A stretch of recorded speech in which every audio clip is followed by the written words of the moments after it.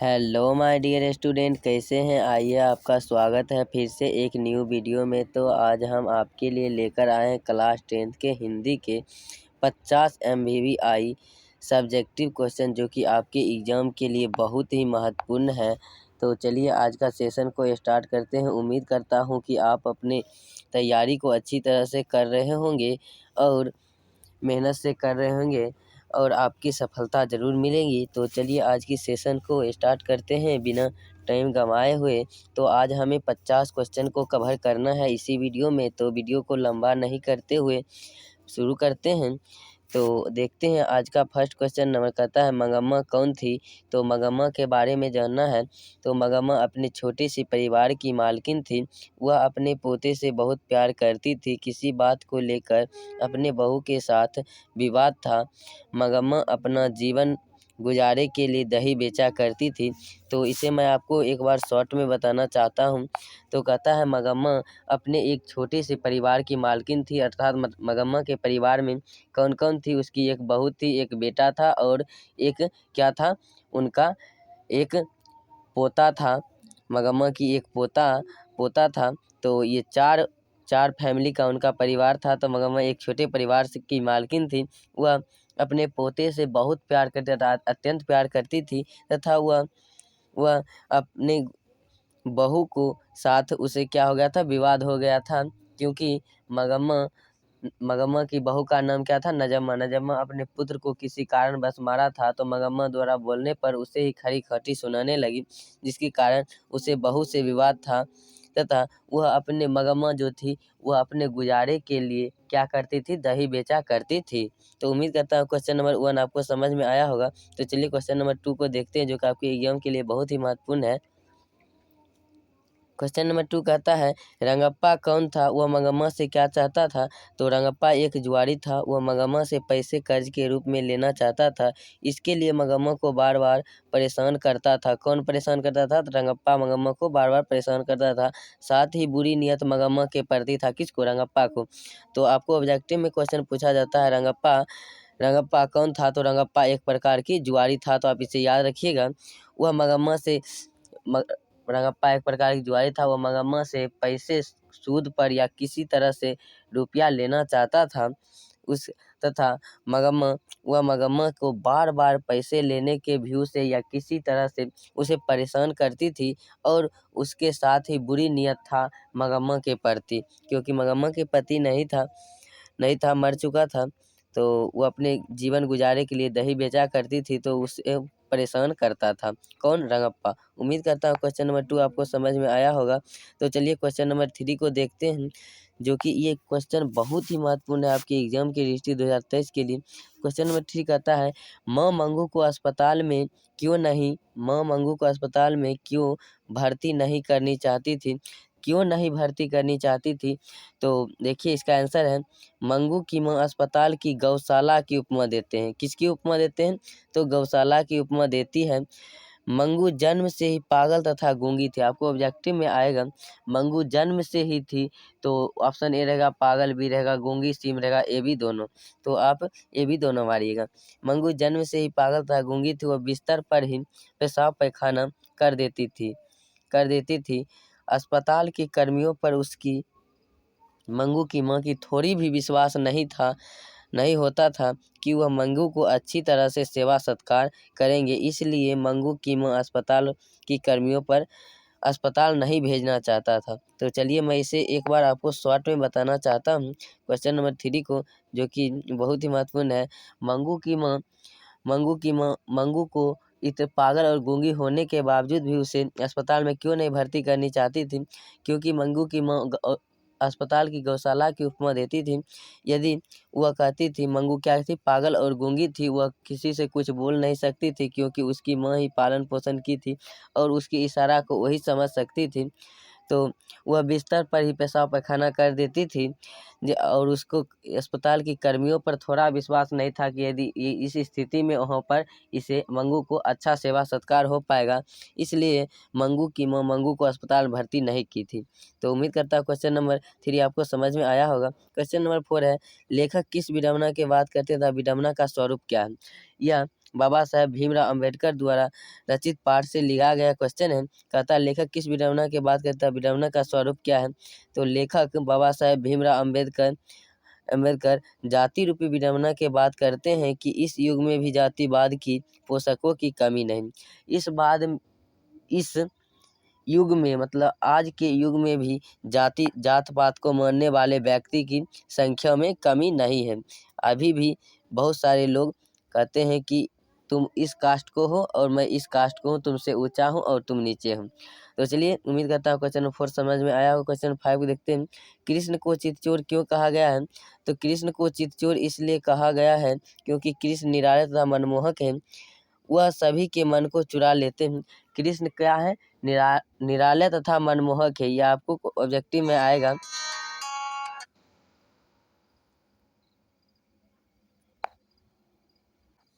Sorry student, थोड़ी सी एक call आ गया था जिसके कारण मुझे आपको थोड़ी सी प्रॉब्लम हुआ होगा, तो चलिए उसे आप इग्नोर कीजिएगा। तो चलिए शुरू करते हैं सेशन को।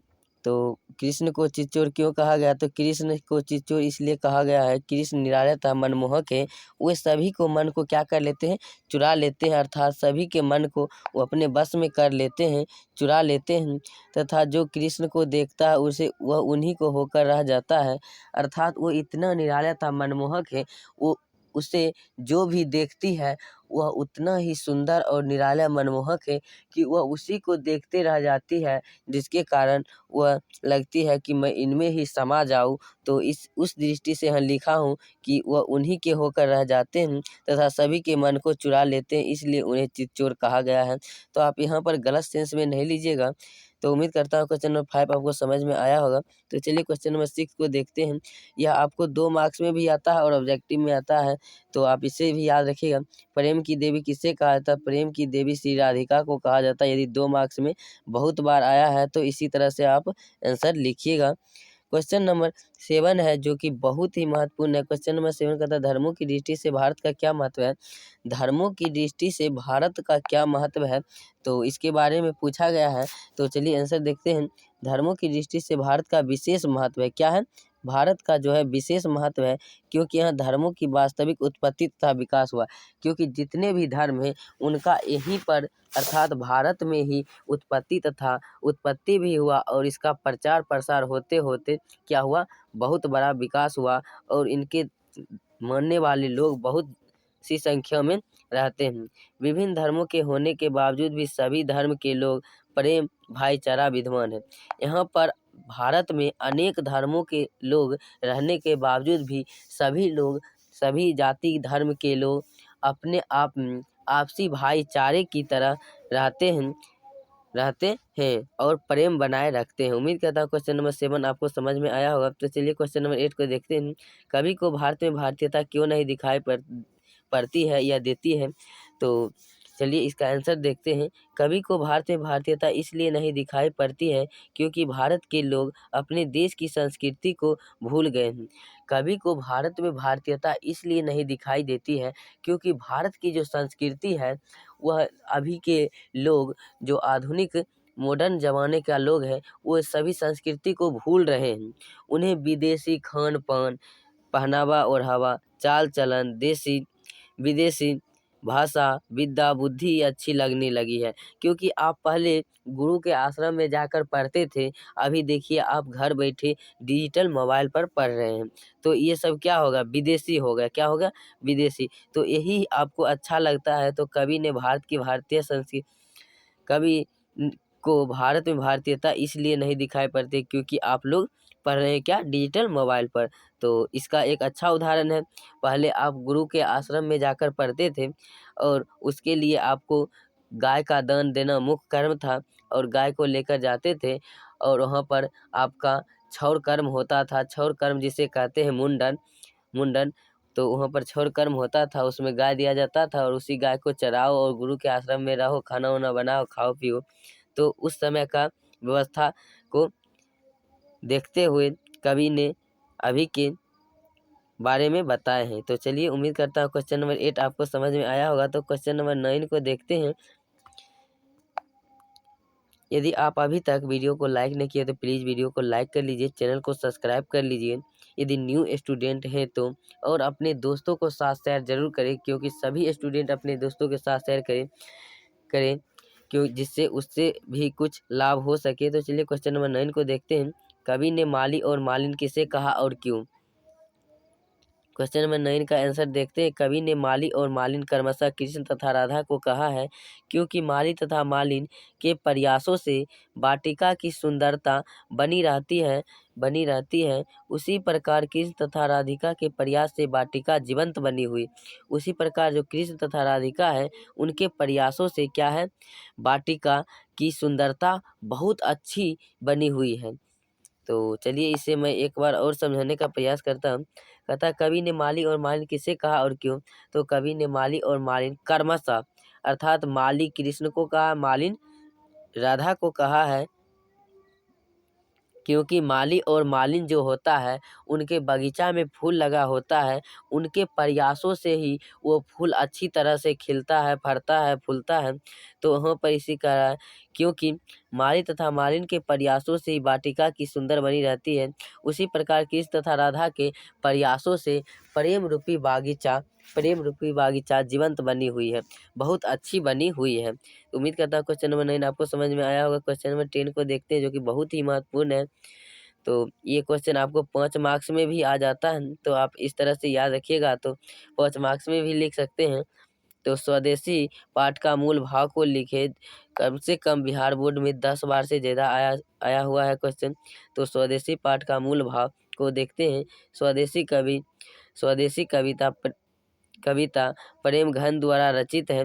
प्रेम घन का दूसरा नाम क्या है? बद्रीनारायण चौधरी। स्वदेशी कविता प्रेम घन द्वारा रचित है। इस कविता के माध्यम से कवि भारतीय द्वारा विदेशी खान पान, वेशभूषा, शिक्षा, रहन सहन पर व्यंग करते हुए जो कहते हैं कि स्वदेशी कविता प्रेम घन द्वारा रचित है। इस कविता के माध्यम से कवि जो है वह कहना चाहते हैं कि आज के जो भारत के लोग हैं, उनके द्वारा विदेशी खान पान, वेशभूषा, शिक्षा, रहन सहन पर व्यंग करते हुए कहते हैं कि यह आधुनिकता का प्रतीक नहीं बल्कि दास प्रवृत्ति का सूचक है। यह आधुनिकता का प्रतीक नहीं है बल्कि एक दास प्रवृत्ति का यह सूचक है। तो उम्मीद करता हूँ क्वेश्चन नंबर 10 आपको समझ में आया होगा। तो चलिए क्वेश्चन 11 को देखते हैं। क्वेश्चन नंबर 11 कहता है, कवि किसके बिना अपना जन्म व्यर्थ मानता है? कवि यदि इस दुनिया में, इस जगत में यदि जन्म हुआ है उनका, तो यदि नाम के बिना नाम नहीं लेते हैं तो वह अपना जन्म व्यर्थ मान रहे हैं कवि के हिसाब से। तो कवि कहते हैं, कवि राम नाम के उच्चारण के बिना यह जगत में जन्म अपना क्या मानते हैं? व्यर्थ मानते हैं, क्योंकि राम नाम के उच्चारण के बिना किसी भी प्राणी अर्थात सजीव वस्तुओं को क्या होता है, किसी भी प्राणी को मुक्ति नहीं मिल पाती है। यदि आप राम नाम के उच्चारण नहीं करते हैं तो आपको क्या होगा? मुक्ति संभव नहीं है, प्राणी की मुक्ति संभव नहीं है। जो कष्ट है, पीड़ा है आप पे, वो क्या है? वो क्या होगा? मुक्ति उसका नाश नहीं हो पाएगा यदि राम नाम के उच्चारण नहीं लेते। उम्मीद करता हूँ क्वेश्चन नंबर 11 समझ में आया। क्वेश्चन नंबर 12 को देखते हैं। मगम्मा ने अपने बहू के साथ किस बात को लेकर विवाद था? मगम्मा का जो बहू था नजम्मा, उनके साथ मगम्मा को किस बात के लेकर विवाद था? तो क्वेश्चन में पूछ रहा है, तो चलिए इसके आंसर देखते हैं। मगम्मा ने अपने के साथ पोते को लेकर विवाद था। मगम्मा का एक पोता था जो कि नजम्मा का बेटा था। तो मगम्मा को अपने बहू के साथ पोते को लेकर विवाद था। किसको लेकर विवाद था? तो पोते के लोग आपको ऑब्जेक्टिव में पूछा जा सकता है। मगम्मा की बहू किसी बात को लेकर उसे पिटाई कर देता था। मगम्मा की जो बहू थी नजम्मा, वह किसी बात को लेकर उसे पिटाई कर दिया करती थी। तो मगम्मा द्वारा पूछने पर उसे ही खरी खोटी सुना देती थी। कौन खरी खोटी सुना देती? नजम्मा क्या करती थी कि खरी खोटी सुना देती थी। तो चलिए उम्मीद करता हूँ क्वेश्चन नंबर 10 आपको समझ में आया होगा। तो चलिए क्वेश्चन नंबर 11 को, क्वेश्चन नंबर 12 था तो आपको समझ में आया होगा। क्वेश्चन नंबर 13 को देखते हैं, जो कि बहुत ही महत्वपूर्ण है। कहता है कि जातिवाद के पोषक उसके पक्ष में क्या तर्क देते हैं? जो जात पात को मानने वाले व्यक्ति होते हैं वह उसके पक्ष में क्या तर्क देते हैं? तो जातिवाद के पोषक आधुनिक सब समाज को कार्य कुशल बनाने के लिए जातिवाद के जितने भी पोषक हैं वह आधुनिक समाज को कार्य कुशल बनाने के लिए श्रम विभाजन श्रम विभाजन का अवश्य मानता है, क्योंकि जातिवाद श्रम विभाजन का दूसरा रूप है। जाति बाल नहीं जातिवाद होगा, तो आप जातिवाद कर लीजिएगा, क्योंकि जातिवाद यहाँ पर जातिवाद कर लीजिएगा, यहाँ पर जातिवाद कर लीजिएगा। जातिवाद श्रम विभाजन का दूसरा रूप है। उम्मीद करता हूँ क्वेश्चन नंबर 13 आपको समझ में आया होगा। तो चलिए क्वेश्चन नंबर 14 को देखते हैं। कहता है कि जाति प्रथा भारत में बेरोजगारी का प्रमुख एवं प्रत्यक्ष कारण कैसे बनी हुई है? तो जाति प्रथा भारत में बेरोजगारी का प्रमुख और प्रत्यक्ष कारण बनी हुई है, यह तो आप भी जानते हैं और सभी लोग जानते हैं, लेकिन बनी है सो तो कैसे बनी है? तो चलिए इसके आंसर को देखते हैं। तो जाति प्रथा किसी भी व्यक्ति को ऐसा पेशा चुनने की अनुमति नहीं देती है जो उसका पैतृक पेशा न हो, भले ही वह उस पेशा में पारंगत हो। इस प्रकार के पेशा में परिवर्तन की अनुमति नहीं होने के कारण भारत में जाति प्रथा की बेरोजगारी प्रमुख और प्रत्यक्ष रूप से बनी हुई है। तो चलिए इसे एक बार और समझने का प्रयास करते हैं। जाति प्रथा भारत में प्रमुख एवं प्रत्यक्ष कारण कैसे बनी हुई है? तो जाति प्रथा जो है किसी भी व्यक्ति को ऐसा पेशा चुनने की अनुमति नहीं देता है जो उसका पैतृक पेशा हो, जो उसका क्या पैतृक पेशा हो, क्या हो पैतृक पेशा हो, भले ही वह इस पेशा में पारंगत हो, क्या हो पारंगत हो। इस प्रकार के पेशा में परिवर्तन की अनुमति नहीं होता, क्या इस प्रकार के पेशा में परिवर्तन की अनुमति नहीं होने के कारण जाति प्रथा भारत में बेरोजगारी का प्रमुख और प्रत्यक्ष कारण बनी हुई है। उम्मीद करता हूँ क्वेश्चन नंबर 14 आपको समझ में आया होगा। क्वेश्चन नंबर 15 को देखते हैं। खोखा किन मामलों में अवैध था? तो खोखा अपने घर एवं जीवन के मामले में अवैध था, क्योंकि खोखा का जन्म 5 बेटियों के बाद हुआ था। उसके माता पिता का कोई उम्मीद नहीं था तब उनका जन्म हुआ। उसके माता पिता जो खोखा का था उसके पहले शुरू से 5 बेटी हुआ था और छठा में उम्मीद नहीं था कि अब ये बेटा होगा या बेटी, बिल्कुल भी उम्मीद नहीं था। लेकिन ये खोखा का जन्म होता है और क्या कहता है? तो खोखा अपने घर और जीवन के मामले में अपवाद था। यहाँ पर आप अपवाद कर लीजिएगा, अपवाद लिखा हुआ है तो अपवाद था, क्योंकि खोखा का जन्म 5 बेटियों के बाद हुआ था। उनके माता पिता का कोई उम्मीद नहीं रह गया था कि इस बार खोखा का जन्म होगा या उसके लड़का होगा, तो उसका जन्म हुआ था। तो इसलिए इसे कहता है खोखा के जन्म के मामले में क्या था? अपवाद था। तो खोखा किन मामले में अपवाद था? जन्म मामले में। तो चलिए क्वेश्चन नंबर 15 आपको समझ में आया होगा। तो क्वेश्चन नंबर 16 को देखते हैं, जो कि बहुत ही महत्वपूर्ण है। लेखक की दृष्टि में सच्चे भारत के दर्शन कहाँ हो सकते हैं और क्यों? लेखक जो हैं कहते हैं यदि सच्चे भारत का दर्शन करना है तो वह कहाँ हो सकते हैं और क्यों? तो लेखक की दृष्टि में सच्चे भारत की दर्शन गाँवों में हो सकते हैं। कहाँ हो सकते हैं? आपको ऑब्जेक्टिव में पूछा जा सकता है। लेखक की दृष्टि में सच्चे भारत की दर्शन कहाँ हो सकते हैं? तो गाँवों में हो सकते हैं, क्योंकि भारत की आत्मा गाँवों में निवास करती है। भारत की आत्मा जो है वह कहाँ में निवास करती है? तो गाँवों में निवास करती है। उम्मीद करता हूँ क्वेश्चन नंबर 16 आपको समझ में आया होगा। तो 17 नंबर क्वेश्चन देखते हैं। मैक्स मुलर ने संस्कृत के विषय में क्या कहा था? इस संस्कृत के बारे में क्या कहा था? तो चलिए इसका आंसर को देखते हैं। तो मैक्स मुलर ने संस्कृत के बारे में बताया कि संस्कृत सभी भाषाओं की जननी है। संस्कृत क्या है? सभी भाषाओं की जननी है। इस भाषा के माध्यम से बहुत सी ऐसी बातें ज्ञात होती है जो किसी अन्य भाषा में सर्वदा भुला दी गई। इनमें प्राचीन तत्व भली भांति सुरक्षित है। इसमें कौन सा तत्व भली भांति सुरक्षित है? तो प्राचीन तत्व जो है वह भली भांति सुरक्षित है। तो मैक्स मुलर संस्कृत के बारे में क्या बताए थे? तो मैक्स मुलर संस्कृत के बारे में बताए थे कि संस्कृत सभी भाषाओं की जननी है। तो ये आप भी जानते हैं और सभी लोग जानते हैं।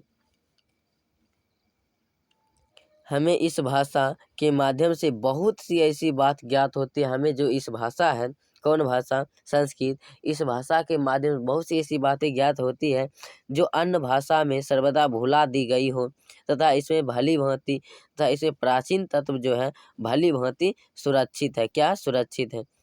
चलिए क्वेश्चन नंबर 18 को देखते हैं। क्वेश्चन नंबर 18 है, कहता है मनुष्य का नाखून बार बार क्यों बढ़ता है? तो मनुष्य का नाखून उसका पशुता का प्रतीक है। उसे कितनों भी नष्ट क्यों न कर दिया जाए फिर भी वह निर्लज अपराधी के भांति आ जाते हैं। तो कहता है कि मनुष्य का नाखून बार बार क्यों आ जाता है?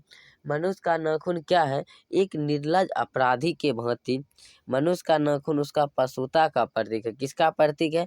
तो ऑब्जेक्टिव में पूछेगा आपको मनुष्य का नाखून किसका प्रतीक है? तो पशुता का प्रतीक है, क्योंकि नाखून को कितनों भी आप काट दीजिए वह क्या करता है? एक निर्लज अपराधी के भांति बार बार आ जाता है। क्या करता है? बार बार आ जाता है। क्वेश्चन नंबर 19 है, कहता है देवनागरी लिपि को कौन कौन सी भाषा लिखी जाती है? देवनागरी लिपि में कौन कौन सी भाषा लिखी जाती है? बहुत ही महत्वपूर्ण है। ऑब्जेक्टिव में पूछेगा कि निम्नलिखित में कौन सी भाषा देवनागरी में नहीं लिखी जाती है? तो 3 गो दे देगा देवनागरी वाला और 1 देगा देवनागरी वाला नहीं। तो आप उसको टिक मारना होगा। तो चलिए देखते हैं देवनागरी लिपि में कौन कौन सी भाषा लिखी जाती है। देवनागरी लिपि में नेपाली, खरोष्ट, मराठी, संस्कृत तथा प्राकृत भाषा लिखी जाती है। देवनागरी लिपि में कितने भाषा लिखी जाती है? तो 4 भाषा यहाँ पर लिखे हैं हम। कौन कौन? नेपाली, मराठी, संस्कृत तथा प्राकृत भाषा देवनागरी लिपि में लिखे जाते हैं। उम्मीद करता हूँ क्वेश्चन नंबर 19 आपको समझ में आया होगा और बहुत ही महत्वपूर्ण है आपके एग्जाम की दृष्टि से। तो क्वेश्चन नंबर 20 है कि बढ़ते नाखून द्वारा प्राकृत मनुष्य को क्या याद दिलाती है? तो बढ़ते नाखून द्वारा प्राकृत मनुष्य को याद दिलाती है कि कुछ लाखों वर्ष पूर्व मनुष्य का नाखून उसका प्रमुख अस्त्र हुआ करता था, लेकिन अभी इसका कोई महत्व नहीं रह गई है। तो बढ़ते नाखून द्वारा मनुष्य को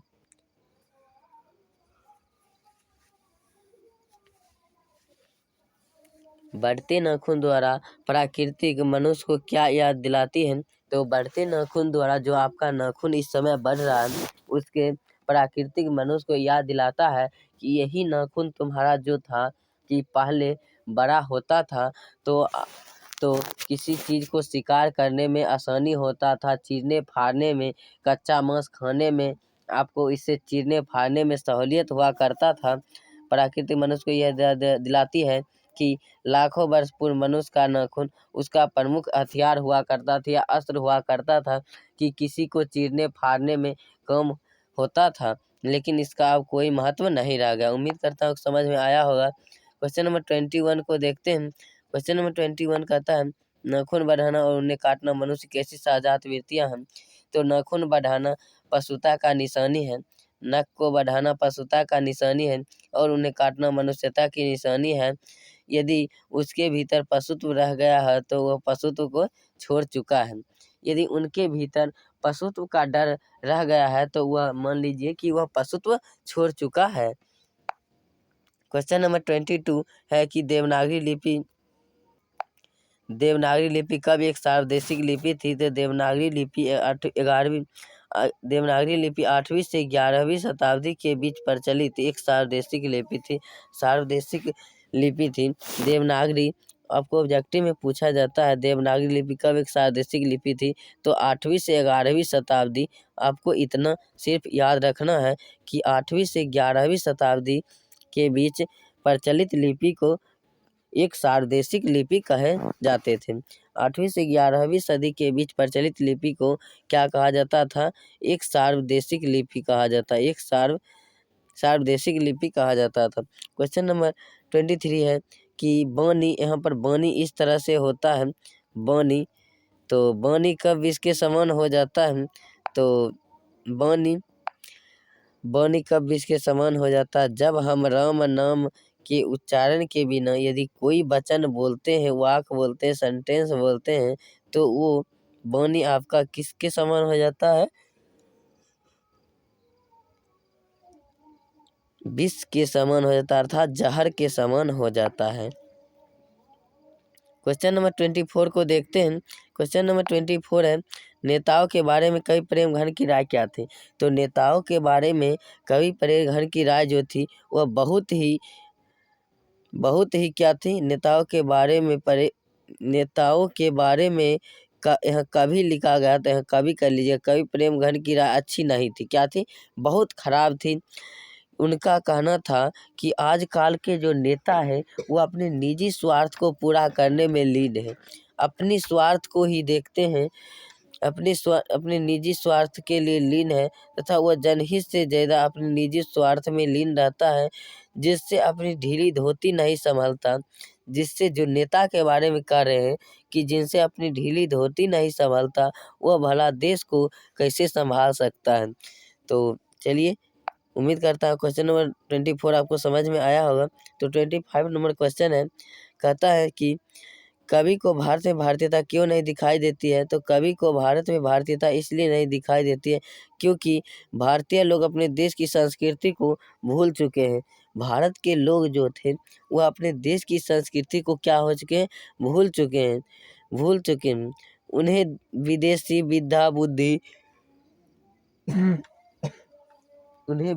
विद्या बुद्धि, चाल चलन, रहन सहन, वेशभूषा इत्यादि अच्छी लगती है।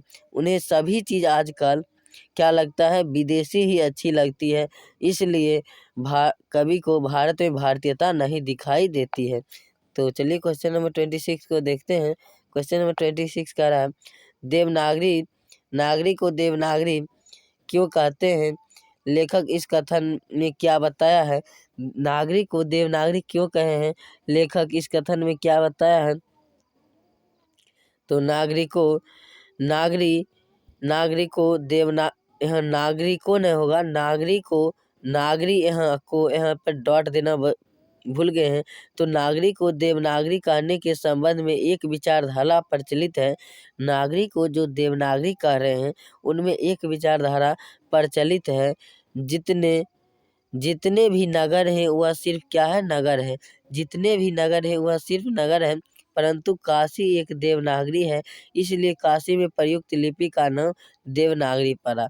काशी में प्रचलित लिपि का नाम क्या पड़ा? देवनागरी पड़ा। तो चलिए इसे एक बार और समझने का प्रयास करते हैं कि नागरिक को देवनागरी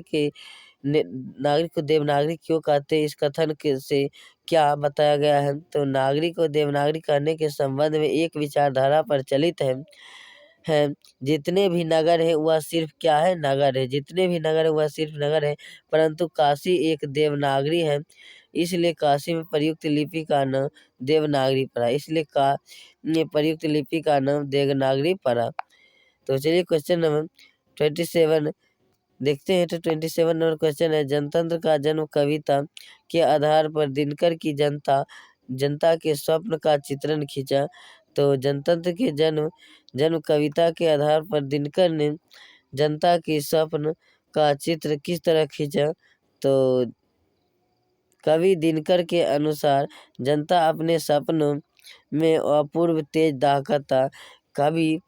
कवि दिनकर जो है वह अपने सपनों में देख रहे हैं कि अपूर्व तेज दहकता घोर निराश अंधकार से दूर करने की क्षमता है, तथा जनता स्वप्न कभी हार नहीं मानने वाला है। जनता का जो सपना है वह कभी हार नहीं मानने वाला है।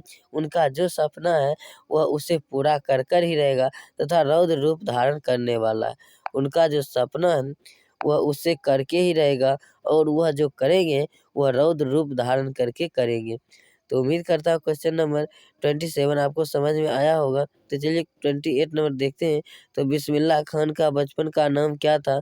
तो बिस्मिल्लाह खान का बचपन का नाम कमरुद्दीन तथा उसके बड़े भाई का नाम क्या था? शमसुद्दीन। तो ये क्वेश्चन पूछा जाता है, बिस्मिल्लाह खां का मूल नाम क्या था। तो बिस्मिल्लाह खां का मूल नाम कमरुद्दीन था, तथा उसके बड़े भाई का नाम क्या था? शमसुद्दीन। तो चलिए क्वेश्चन नंबर 29 को देखते हैं। तो 29 कहता है, वृक्ष और कवि में क्या संवाद होता था।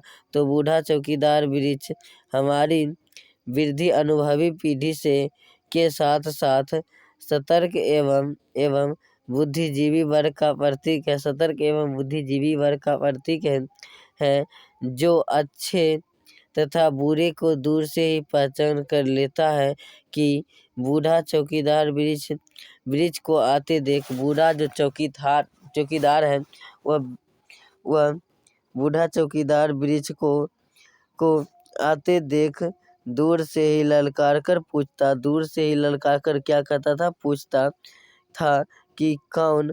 तो कवि ने जवाब देता था दोस्त। वृक्ष एवं कवि में यही संवाद होता था। तो कवि के आंगन में क्या था, एक वृक्ष था जो कि बारिश में, ठंडी में, सर्दी में, गर्मी में एक क्या सिपाही की तरह अर्थात एक चौकीदार की भांति क्या रहता था, एक चौकीदार की भांति खड़ा रहता था। साथ ही वह अनुभवी पीढ़ी के एवं बुद्धिजीवी वर्ग का प्रतीक माना जाता था। उसके जितने भी अनुभवी पीढ़ी थे अर्थात बढ़िया से बढ़िया पीढ़ी, वो भी उसी पेड़ के तले खेल कर बड़ा हुए और वो चल बसे। तथा जो अच्छे तथा बुरे को दूर से ही पहचान कर लेता है कि बूढ़ा चौकीदार वृक्ष को आते देख दूर से ही ललका कर पूछता था कौन। कवि जवाब देता था दोस्त। कवि जवाब क्या आता था, दोस्त। वृक्ष और कवि में यही संवाद होता था। तो चलिए क्वेश्चन नंबर 30 को देखते हैं। तो चलिए 30 नंबर क्वेश्चन तक कवर कर चुके हैं। यदि आपको अभी तक वीडियो को लाइक नहीं किए हैं तो प्लीज़ वीडियो को लाइक कीजिए और चैनल को सब्सक्राइब कीजिए, क्योंकि ऐसे सेशन आपके पूरे यूट्यूब पर बहुत ही कम देखने को मिलेगा। तो चलिए आज की सेशन को बनाए रखते हैं।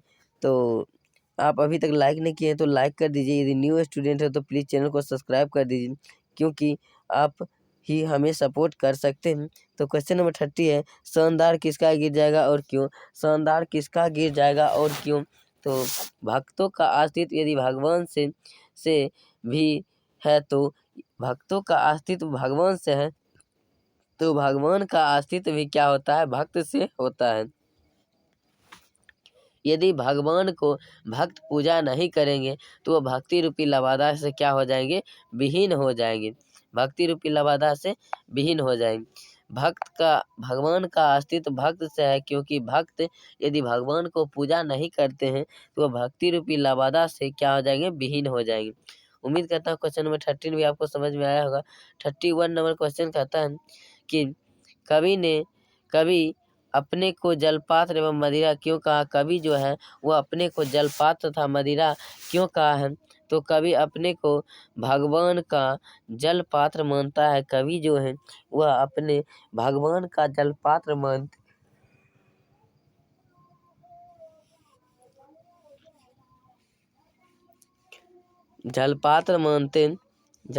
मानते हैं तथा वह भक्त कवि की जीवात्मा परमात्मा की जल पात्र है, जिसमें ईश्वर ने अपनी सारे गुण द्रव्य संग्रहित करके रखे हैं।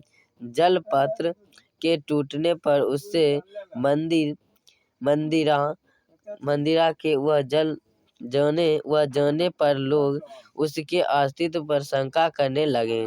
उम्मीद करता हूँ क्वेश्चन नंबर 31 आपको समझ में आएगा। क्वेश्चन नंबर 32 को समझने का प्रयास करते हैं। तो मछली को छूते हुए संतु क्यों हिचक रहा था। संतु मछली को बड़े प्यार से देख रहा था। वह मछली को छूकर देखना चाहता था। संतु जो थी वो मछली को बहुत ही प्यार से देख रही थी। वह चाहती थी कि हम उस मछली को छूकर देखें, लेकिन उसे छूते हुए हिचक रही थी या डर लग रहा था कि मछली कहीं काट न ले। उम्मीद करता हूँ क्वेश्चन नंबर 32 आपको समझ में आया होगा। तो क्वेश्चन नंबर 33 को देखते हैं। क्वेश्चन नंबर 33 कहता है अविन्यो क्या है और वह कहाँ स्थित है। तो अविन्यो दक्षिण फ्रांस में रोन नदी के किनारे बसा हुआ अविन्यो जो है वह दक्षिण फ्रांस में रोन नदी के किनारे बसा हुआ पुराना शहर है। रोन नदी के किनारे बसा हुआ एक क्या है, अविन्यो दक्षिण पुराना शहर है। जो कि फ्रांस में अवस्थित है, जो कि कहाँ अवस्थित है, तो फ्रांस में अवस्थित है। क्वेश्चन नंबर 34 कहता है डुमराव की महत्ता किस कारण से है, तो डुमराव की महत्ता विश्व विख्यात शहनाई वादक बिस्मिल्लाह खां के कारण है, क्योंकि बिस्मिल्लाह खां का जन्म डुमराव के एक संगीत प्रेमी परिवार में 1916 ईस्वी में हुआ था। डुमराव की महत्ता किस कारण से है, तो डुमराव की महत्ता विश्व विख्यात डुमराव की महत्ता किस कारण से है, तो डुमराव की महत्ता विश्व विख्यात शहनाई वादक बिस्मिल्लाह खां के कारण है, क्योंकि बिस्मिल्लाह खां के कारण है, क्योंकि बिस्मिल्लाह खां का जन्म डुमराव कहाँ डुमराव में एक संगीत प्रेमी परिवार में हुआ था। किस परिवार में हुआ था, संगीत प्रेमी परिवार में 1916 ईस्वी में हुआ था। किसका हुआ था, 1916 ईस्वी में हुआ था। उम्मीद करता हूँ क्वेश्चन नंबर 34 भी आपको समझ में आया होगा।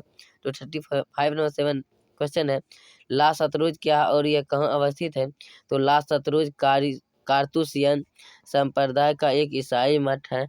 ला सतरुज जो था वह कारतूसियन संप्रदाय का एक ईसाई मठ है।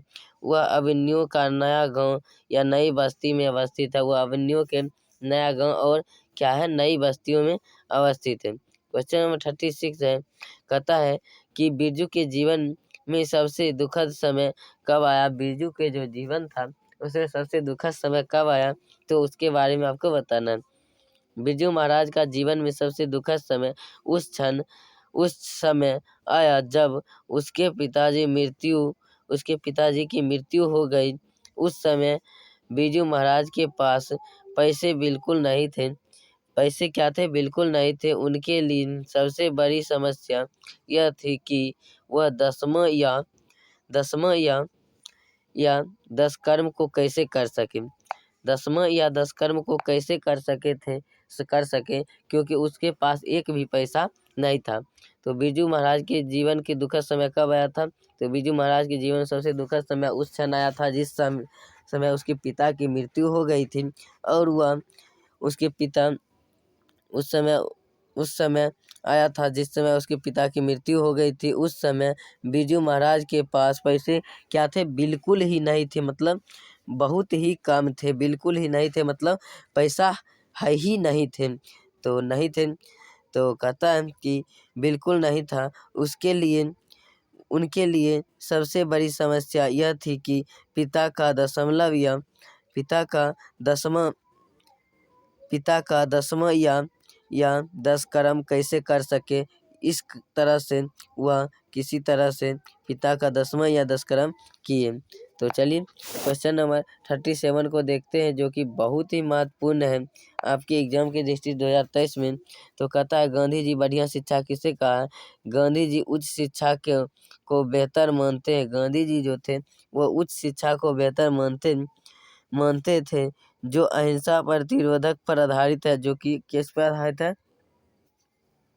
अहिंसा प्रतिरोधक पर आधारित अनुसार वर्ण ज्ञान के साथ साथ शरीर का ज्ञान आवश्यक है। तो ये महात्मा गांधी जी का कहना था। तो कहता है गांधी जी बढ़िया शिक्षा किसे कहते हैं, तो गांधी जी उच्च शिक्षा को बेहतर शिक्षा, क्योंकि अहिंसा प्रतिरोधक पर आधारित उनके अनुसार वर्ण ज्ञान के साथ साथ शारीरिक ज्ञान भी आवश्यक है। तो चलिए क्वेश्चन नंबर 38 को देखते हैं। गांधी जी के अनुसार शिक्षा की जरूरी अंग होना चाहिए। तो गांधी जी के अनुसार जो शिक्षा का जरूरी अंग है वह होना चाहिए, तो वह क्या होना चाहिए, शिक्षा का जरूरी अंग यह होना चाहिए कि बालक जाने कि कोई जीवन संग्राम में प्रेम से घृणा को सत्य और असत्य की ओर कष्ट को सहन से हिंसा को कैसे जीता जाता है। तो उम्मीद करता हूँ क्वेश्चन नंबर 38 आपको समझ में आया होगा। तो चलिए एक बार फिर से 38 नंबर क्वेश्चन को समझने का प्रयास करता हूँ, जो कि आपके एग्जाम के लिए बहुत ही महत्वपूर्ण है। गांधी जी के अनुसार शिक्षा की जरूरी अंग क्या होना चाहिए, तो शिक्षा का जरूरी अंग यह होना चाहिए कि बालक जाने कि जीवन संग्राम में घृणा से को सत्य और असत्य की कष्ट सहन की हिंसा कैसे की जाती है, कष्ट सहन की हिंसा कैसे की जाती है। उम्मीद करता हूँ क्वेश्चन नंबर 38 आपको समझ में आया होगा। तो चलिए 39 को देखते हैं कि कवि ने जनता को दुधमुही क्यों कहा है। कवि जो थे उसके जनता को दुधमुही क्यों कहा है। तो कवि के अनुसार नेताओं की दृष्टि में जनता फूल तथा दुधमुही बच्चे के समान है। कवि के नज़र में क्या है, जनता दूध तथा दुधमुही बच्चों के समान है। फूल तथा दुधमुही बच्चों के समान है। जैसे फूल की डाली अपनी इच्छा अनुसार सजाया जा सकता है और दुधमुही बच्चे को दो से चार खिलौने देकर बहलाया जा सकता है।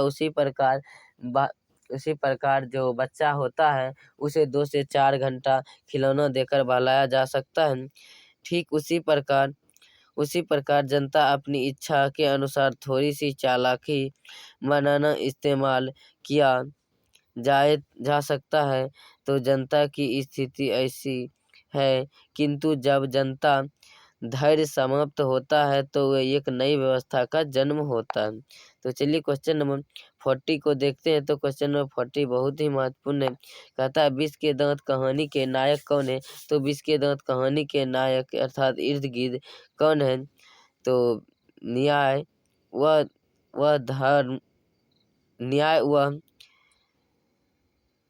वह होता है जिसके इर्द गिर्द कहानी चक्कर काटती है। अर्थात नायक वह होता है जिसके इर्द गिर्द कहानी चक्कर काटती है और उसके किसी कृत्य से कहानी समापन होता है। दृष्टि से देखते हैं।